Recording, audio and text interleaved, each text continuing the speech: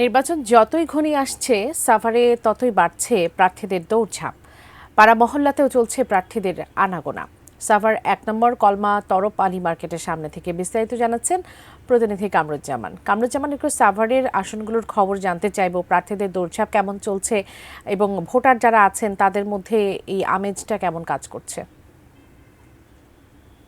বাবলি, আমি এই মুহূর্তে রয়েছি একদম যে সাভারের যে কলমা এলাকা থেকে। আমরা একটু কথা বলতে চাই। এখানে আপনি দেখতেই পাচ্ছেন যে আমার পিছনে কিন্তু কর্মীরা তারা কিন্তু সকাল থেকেই তারা মাঠে এবং বিভিন্ন রাস্তাঘাটে এবং পাড়া মহল্লার মধ্যে কিন্তু তারা প্রত্যেকটা দোকানের অলিগলিতে কিন্তু তারা শুরু করেছে প্রচার প্রচারণা।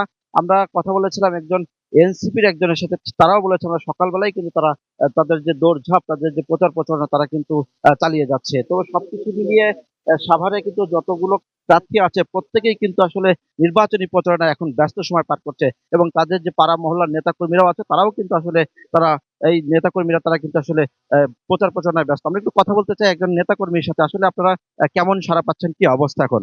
ইনশাল্লাহ, মানুষ তিনবারে ভোট দিতে পারে নাই। এবার মানুষ ইনশাল্লাহ মুখিয়ে আছে। ধানের শীষের মার্কা হলো মেহনতি মানুষের মার্কা। তারা উদ্যন্ত ভাবে আহ্বান নিয়ে আছে 12 তারিখে ধানের শীষে ভোট দেবে ইনশাল্লাহ। ব্যাপক সাড়া পাচ্ছি আমরা। যেমনটি শুনছিলেন যে আসলে এই নেতাকর্মীরাও কিন্তু নেতার পাশাপাশি পাড়া মহল্লায় প্রত্যেকটা বাড়ি অলিতে গলিতে কিন্তু চষে বেড়াচ্ছেন এখন। এই ছিল সর্বোচ্চ।